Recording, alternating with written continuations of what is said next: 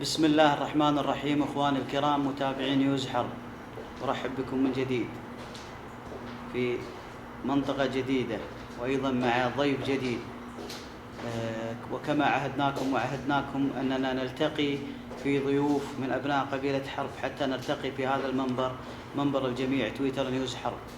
واليوم للامانة انا محظوظ، انا كنت في زيارة في الخفجي وكنت ابحث عن رجل الاعمال الشيخ ضيف الله تركي الصالحي. طبعا أنا كنت في الحجاز وكنت موعود منه في لقاء، لكن ما الله قسم، وأيضا كنت في الرياض وأيضا ما حصل لي، واليوم لله الحمد وتواجدت أنا وياه بالخفجي، وتشرفت أني أنا أقوم لأبدأ بهذا اللقاء. نرحب فيك أبو عبد الله في هذا اللقاء.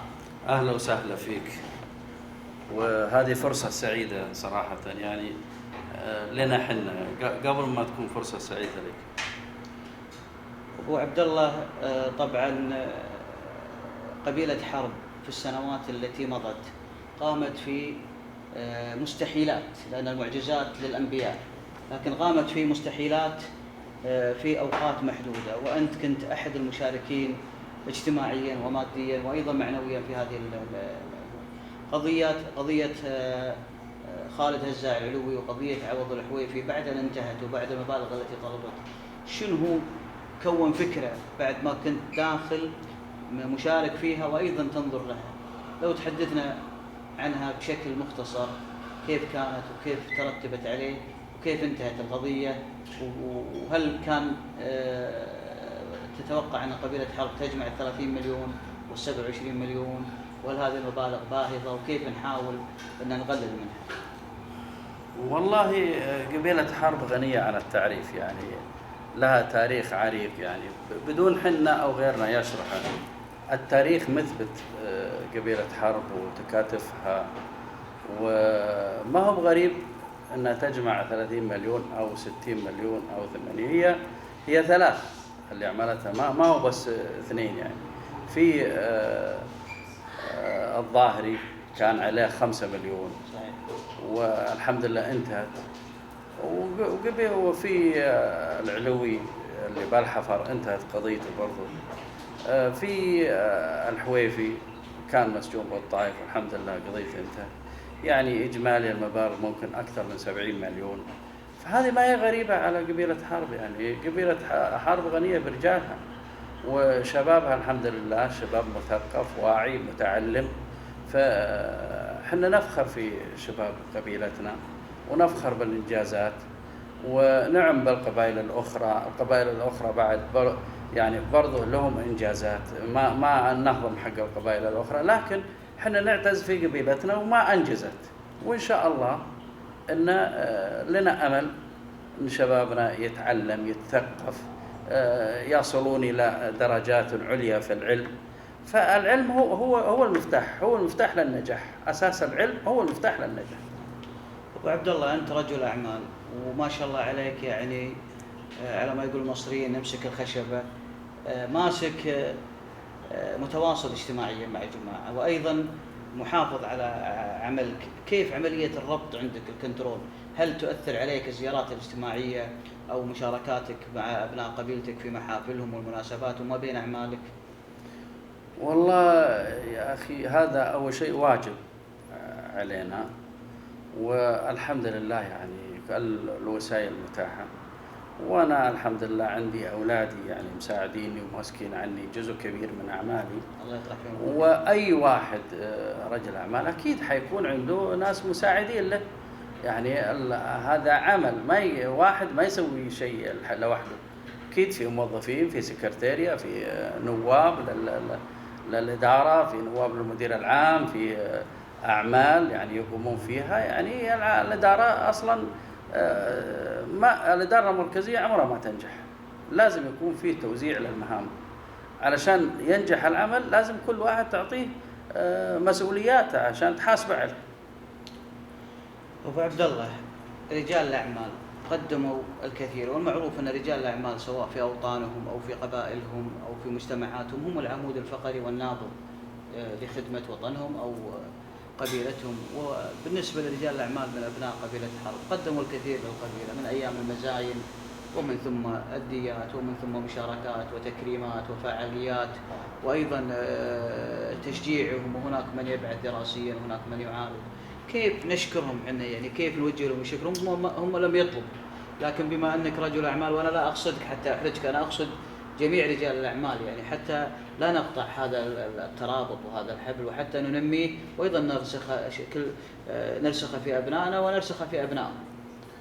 والله أولا الحمد لله حنا في المملكة العربية السعودية تحت مظلة حكومة خادم الحرمين الشريفين نعتز في هذه الدولة إخلاص أبناء قبيلة حرب ورجال الأعمال، أولا مخلصين لوطنهم ودينهم وليكم وقبيلتهم.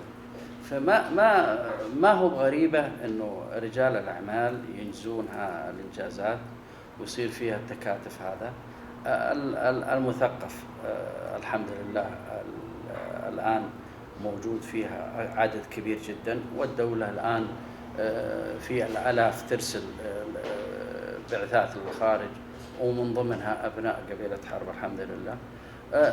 برضو أنت تكلمت عن المزاين. أصل المزاين الفضل الأول والأخير يرجع لأخونا الكبير اللواء عبد الله بن دليم البدراني، لأنه هو المؤسس لهذا العمل ويشكر عليه. أخذ إذن من ولاة الأمر في إقامة هذا السباق، وهذه أصله تراث للمملكة العربية السعودية. فالدولة شجعت على هذا التنظيم وعلى هذا العمل الجاد الخير اللي يشجع الأبناء على الحفاظ في تاريخهم وتاريخ الدولة السعودية. فحنا أولا وأخيرا تحت مظلة هالحكومة الرشيدة اللي أي شيء يطلب الواحد في حدود الإمكانية والأنظمة المعمول فيها ما راح يقولون لا، بالعكس يساعدون. ترى أن مزاين حرب ساهمت في ربط التواصل ما بين أبناء قبيلة حرب في المنطقة القصيم والمنطقة الشرقية والكويت، وأيضا بين الحجاز. أكيد جميع حتى بدول الخليج. لا تنسى أنه بعد مزاين حرب دول الخليج الآن قاعدوا يعملون مزاين بالمملكة العربية السعودية على نمط المزاين اللي قامت قبيلة حرب بتنظيم هذا في جهود اللواء عبد الله بن دليم اللي يشكر عليها. أبو عبد الله، قبيلة حرب ماذا تعني لك؟ والله قبيلة حرب تعني لي الشيء الكثير. أول شيء أنا لي الشرف أني أنتمي لهذه القبيلة، والشيء الثاني قبيلة حرب يعرفها القاصي والداني، كل واحد يعتز فيها وأي إنسان يعتز بقبيلته، فتعني لي الشيء الكثير. أتمنى أني أقدم خدمة لقبيلة حرب والوطني والديني والمليكي أكثر مما تتصور أنت ويتصور أي مواطن. الوطن نفسه أنت ما شاء الله تبارك الرحمن، حتى أنا أسمعك لما تعزم أكثر من مناسبة تخيل الناس تقول تبون مكة، تبون في المدينة، تبون في جدة، تبون في القصيم، أنا حاضر. وأنت ما شاء الله ما نقدر نسألك عن منطقة معينة. فهذا التنوع وهذا التنقل ماذا يعني لك؟ وكيف تمثل لك أول شيء الوطن لو تحدثنا عنه، ومن ثم تحدثنا عن المناطق اللي أنت تسكنها. والله يا أخي أنا أعتبر أي جزء من المملكة العربية السعودية أنه مكان لي، هذا أنا أعتز فيه. ولكن الوطن يجري، محبة الوطن تجري في دم الواحد، فأي جزء من هالمملكة تجري بدم الواحد ويعتز أنه ينتمي للمملكة العربية السعودية. أما بالنسبة للمناطق أو المحافظات، أنا الحمد لله لي أعمال في كل مناطق المملكة، سواء في الرياض أو جدة أو المدينة أو مكة أو القصيم أو المنطقة الشرقية، كلها لي فيها أعمال. ولذلك أعتبر أنه أي مكان من المملكة العربية السعودية مكان لي، وأي بيت حربي في أي منطقة أعتبره بيت لي، لأن احنا كلنا أولا إخوان بالله، والحمد لله في ظل هذه الدولة الرشيدة وفي هل الوضع اللي حنا فيه الأمان والاطمئنان، هذا شيء يعني يخلي الإنسان يروح شمال وجنوب وشرق وغرب بأي مكان يعني. والحمد لله حنا أكرمنا الله في 3 حاجات بالمملكة العربية السعودية. أولا أكرمنا الله بالملك عبد العزيز يوم وحد المملكة العربية السعودية طيب الله ثانيه.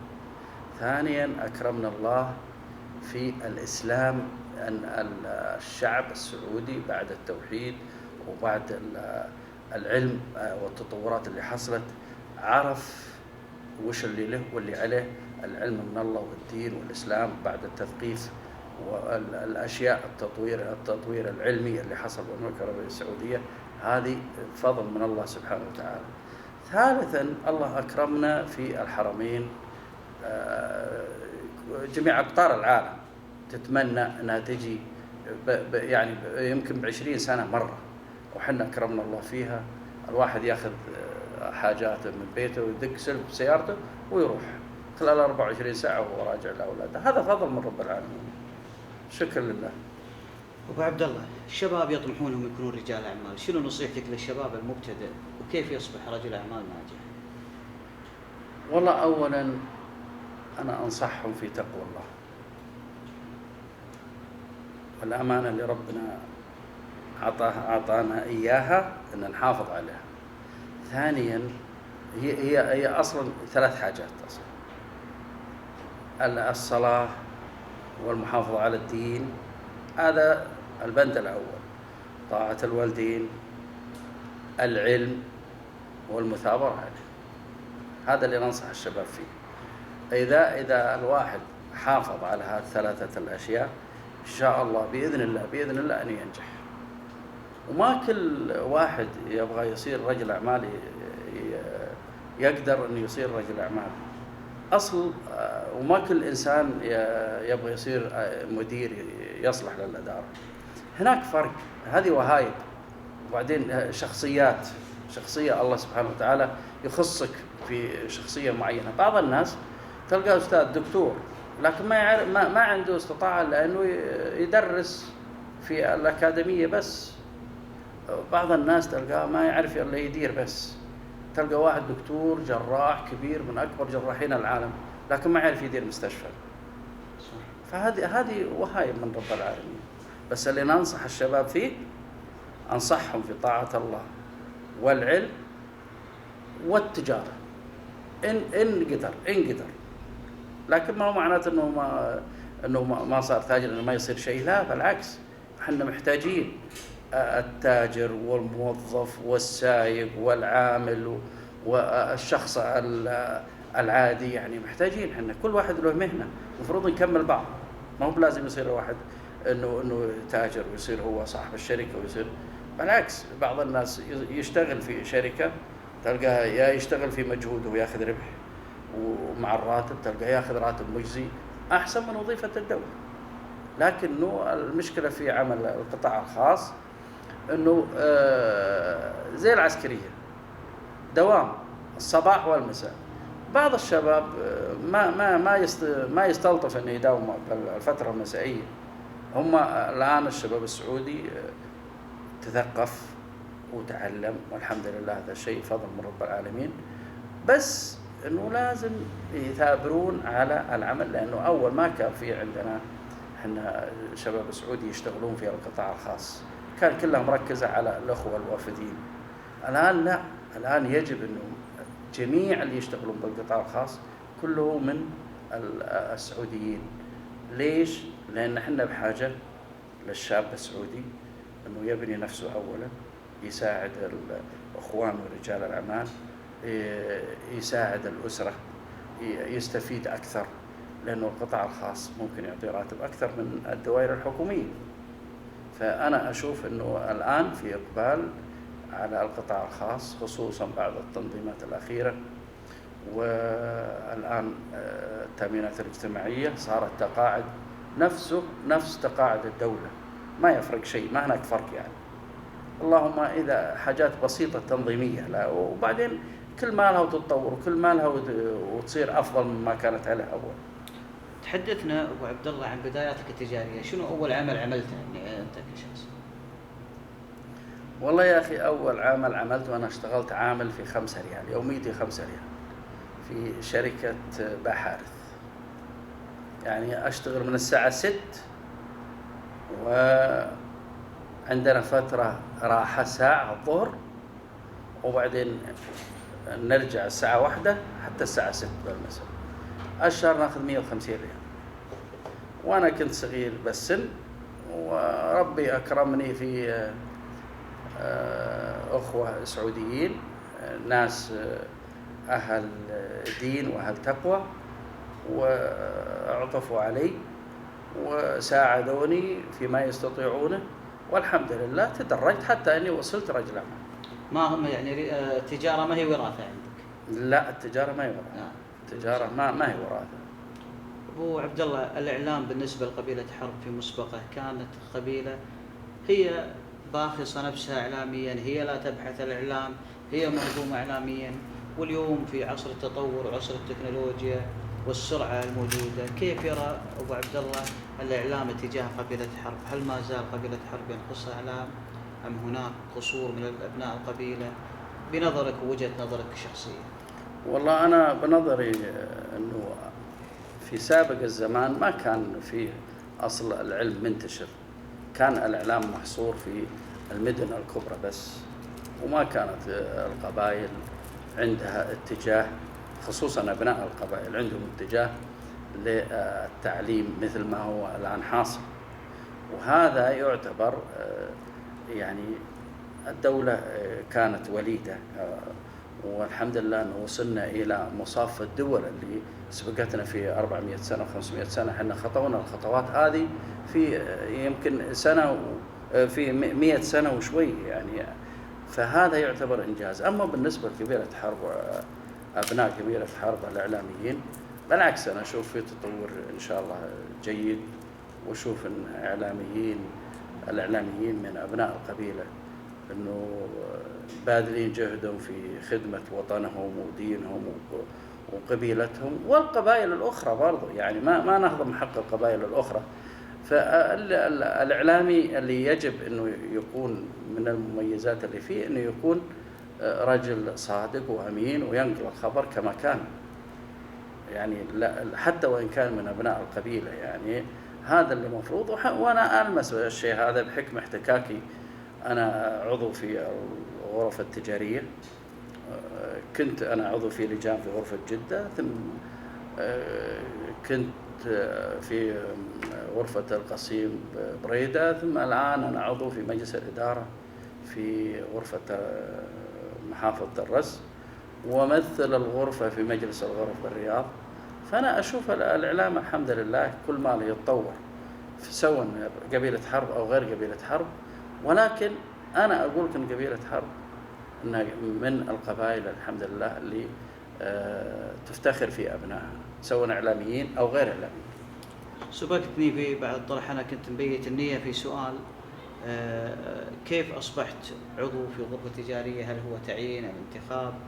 وأيضا كيف انتقلت وأصبحت عضو في غرفة تجارية في جدة؟ وأيضا لو تحدثنا عن العضوية الفخرية لنادي أحد. والله بالنسبة لغرفة جدة أنا كنت عضو في لجنة الحج والعمرة، لأني أنا من أصحاب الشركات اللي يمارسون شغل الحج والعمرة. غرفة القصيم كنت عضو في اللجنة الصحية، لأني أنا أمتلك مراكز صحية وصيدليات. أما بالنسبة لتعييني عضو في مجلس الإدارة في غرفة محافظة الرس، هذا تعيين من معالي وزير التجارة. بالنسبة تمثيل الغرفة في مجلس الغرف بالرياض، هذا انتخاب من مجلس الإدارة، إدارة الغرفة، ينتخبون اللي هم يرونه ويمثل الغرفة. وعضوية الفخرية في نادي أحد لو تحدثنا عنه. بالنسبة رئيس نادي أحد بعد. بالنسبة للعضوية، عضوية نادي أحد، أولا أنا كنت رئيس نادي الخلود في محافظة الرس، وأي إنسان أو في أول حياته وأول شبابه يهوى الرياضة، فأنا كنت رئيس نادي الخلود، وعندي هواية وحب للرياضة. فيوم من الأيام طبعا انتهت رئاستي في نادي الخلود. يوم من الأيام كان في اجتماع في المدينة المنورة، فالأخوان في مجلس الإدارة في نادي أحد عرضوا علي العضوية في نادي أحد، فتكريما لهم وتقديرا لهم لما عرضوا علي أنا قبلت العضوية. أما بالنسبة للأستاذ سعود، هذا رجل فاضل ومحترم، رجل وأولا يقود شركات وعنده خبرة وإلمام في إدارة الأعمال، فما يستغرب إنه هو يصير رئيس نادي وينتخب إنه رئيس نادي. ما انتخبه رئيس إلا هو كفو لما أوكل إليه. فالحمد لله يعني أنا أشوف أن النادي حاليا كل ما له يتطور، وإن كان نزل من الدرجة الأولى إلى الدرجة الثانية، فهذا حال الكرة، هذه يوم يطلع ويوم ينزل، وإن شاء الله أنه السنة الجاية يطلع إن شاء الله الدرجة الأولى، واللي بعدها يطلع للدرجة الممتاز. وأنا من الناس الداعمين لنادي أحد، وسأدعمهم إن شاء الله دعم كبير جدا، حتى أن نادي أحد له أكثر من 40 سنة، نادي عريق ونادي كبير مثل الأندية الكبار، يعني ما المفروض أنه الحين في الممتاز. نبي منك موقف حدث في حياتك تحس أنه غير طريق ضيف الله الصالح. والله يا أخي الموقف اللي في حياتي، أنا لما أنا رحت وبديت بالأعمال ما كنت لا أقرأ ولا أكتب، فجتني رسالة من أبوي. طبعا أنا رحت لشخص كان هو يعني صديق لي، وقلت أبغاك تقرأ عليه الرسالة هذه، فما هانت عليه وكررت على ثاني مرة فنهرني. فأنا قطعت وعد على نفسي أني لازم أتعلم، فالحمد لله ثابرت وتعلمت في المدارس الليلية، وشقيت طريقي في نفسي وتعلمت. رسالة من والدك غيرت نمط حياتك؟ أصل والدي مثل لي، مثل أعلى في جميع ما عمل. والدي رجل من كبار السن الأولين، ورجل أنا الواحد ما يمدح والده، لكن والدي له مواقف طيبة مع جماعته. والدي رجل سخي، رجل كريم، ولكن كانت الحياة هذا نمط الحياة عندهم، ما كان التعليم متاح لكل شخص يعني. صحيح. فالحمد لله والشكر له، يعني أنا وصلت إلى مراحل يمكن غيري ما وصل، وهذا فضل من رب العالمين. أبو عبد الله، رسالة توجهها لمن عبر هذا اللقاء؟ والله رسالة أنا أوجهها أولا لأبنائي، أقول حافظوا على الأمانة اللي ربنا أوكلها للإنسان، وأحثهم على التعليم، وأحث شباب قبيلة حرب على التعليم.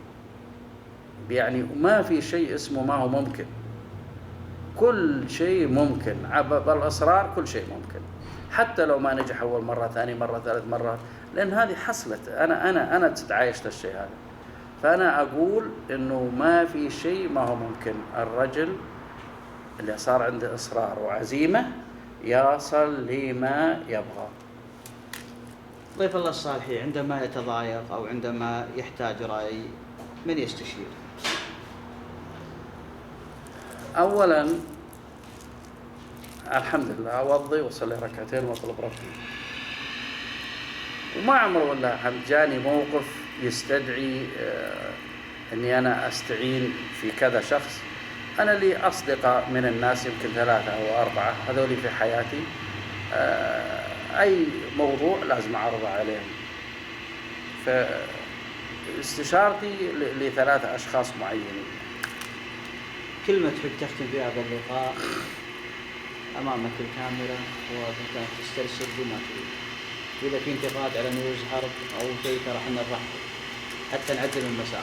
والله أنا ما حد خلى لي شيء علشان تبدو أنتم ما شاء الله قايمين في واجبكم، وما أنتم مخلين لأحد زي ما بيقولوا الأولين خرم إبرة على أن ينتقدكم.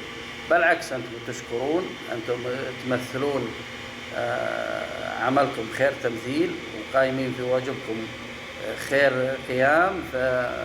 أنا ما أستطيع أني أنتقدكم في شيء، ولكن أنا الكلمة اللي أنا أحب أرسلها أكرر وأقول لشباب قبيلة حرب: العلم هو الأساس، العلم هو الأساس. ما أبغى واحد اللي من وصل الثانوية قال بروح بتعين وأبغى وظيفة. أنت ممكن تتعين في راتب معين يمكن 6000 10,000، لكن شوف أنت إذا أنك أنت أخذت الماجستير وأخذت الدكتوراه يمكن بدل حصيلك في سنة في الوظيفة العادية تحصلها خلال شهر إذا أنت أخذت شهادة الدكتوراه أو الماجستير. فهذا هو الأفضل. يفتخرون فيك أهلك، تفتخر فيك القبيلة، يفتخرون فيك أصدقائك، أنت تفتخر في نفسك وإنجازاتك. الأمر الثاني اللي أنا أتمناه التكاتف على حب الوطن وعلى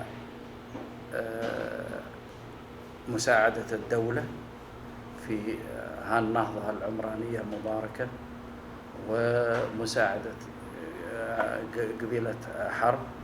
أنا أتكلم لأبناء حرب وأقول إذا تعلمتم ساعدتونا، ساعدتوا قبيلتنا، ساعدتوا أنفسكم، ينال الواحد ما يبغى من العلم. العلم هو النور.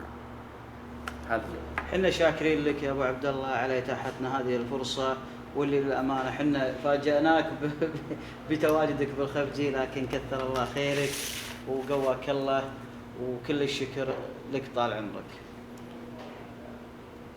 في شيء تبي تضيفه أبو عبد الله؟ والله إذا أنا بالنسبة لي عندي الكثير، ولكن إذا وقتك يسمح أنا والله بسألك سؤالين. السؤال حدثت قبل أيام بسيطة انتشار الوثيقة، والوثيقة صار لها ملتقى في جدة،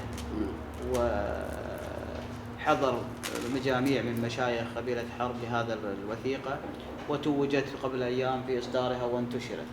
نبي وجهة نظرك في حول الوثيقة. والأمر الثاني، هل ترى أن دفع الملايين باهظة هل ستطمع الأبناء؟ شلون تنصحهم؟ وأيضا الفتن الإلكترونية اللي موجودة بشكل عشوائي بدون أسماء مستعارة، وأنت تعرف أن أوطاننا مستهدفة. والله يا أخي بما يخص وثيقة حرب، أنا من الناس المشجعين، وأنا من الناس اللي نادى في الوثيقة قبل عبد الله معيلي مع المهندس سليم. كنا نبغى نعمل لقبيلة حرب في شيء ينفع القبيلة بأطار أنظمة الدولة. فتداولنا أمور كثيرة وتكلمنا فيها كثيرا، أن ما كان في هاك الأيام شيء تم. فالوثيقة أنا أيد الوثيقة وأقول إنها كويسة، رغم الملاحظات. فيها هناك عدة ملاحظات، فيها شيء تعدل وفيها شيء ما تعدل، ولكن يعني كشكل عام الوثيقة جيدة جدا يعني، والحمد لله إنها تخدم القبيلة. حكاية الملايين، أنت الآن لو واحد لا سمح الله يعني من أبنائك أو أخوانك حصل عليه مشكلة وولياء الدم طلبوا مبلغ كبير جدا، إيش بيدك؟ ما تنفعك الوثيقة هذه بشيء إلا أن جماعة يلمون المبلغ ذا. لكن حكاية أنه يحدد مبلغ يقول والله 5 مليون ولا 10 مليون ولا مليون ولا 100 مليون، هذه ما هي بيديهم، هذه بيد ولي الدم. ما في إنسان يبي يرضى أن أبوه ولا أخوه ولا ولده ولا أي واحد أنه يقص عشان 5 مليون. فقبيلة حرب قبيلة أحدثت المعجزات، وأنا ما أيد غلاء أو المبالغة في الديات، ما أيدها، لكن مفروضة تفرض علينا، هذه تفرض فرض علينا وعلى أي قبيلة ثانية. ولي الدم هو اللي يفرضها، ما هو إحنا اللي نفرضها. ومهما سووا ومهما اجتمعوا لا يمكن يصلون نتيجة فيها. أنت تحت رحمة الله ثم ولي الدم. ولي الدم ممكن يعفي، ممكن ما يأخذ فلوس، ما هو بشرط أن يأخذ فلوس. نسبة إرضائك على الوثيقة تعطيها بكم بما أنك أنت رجل أعمال تتعامل بالنسبة؟ والله أنا أعطي الوثيقة 60%. إذا كان الوثيقة على ما طلع ونشر، نعم. إذا كان هذه هي الحقيقة ويعمل فيها فيما بعد فنعطيها 85%. وإذا كان الوثيقة فيها نوع من الخلل يعني في التنظيم أو فيها يعني 60%. آخر الكلمة نقول لك أبنائنا يستخدمون التويتر والفيسبوك والواتساب، هناك رسائل عشوائية تستهدف أمننا وتستهدف أوطاننا سواء في المملكة العربية السعودية أو الخليج. رسالتك لهؤلاء وأبنائك؟ والله أنا أقول أولا يخافون الله في أنفسهم، لأن أحيانا الآلة ذي هذا ممكن أن أستخدمه الخير وممكن أستخدم الشر. فأنا أقول أولا يخافون الله بأنفسهم. ثانيا هذه وسيلة علمية، الآن العالم كله صار شبكة إلكترونية، فهذه فيها خير وفيها شر، وإن استعملتها للخير فخيرها كثير، وإن استعملتها للغير فهو برضو كثير.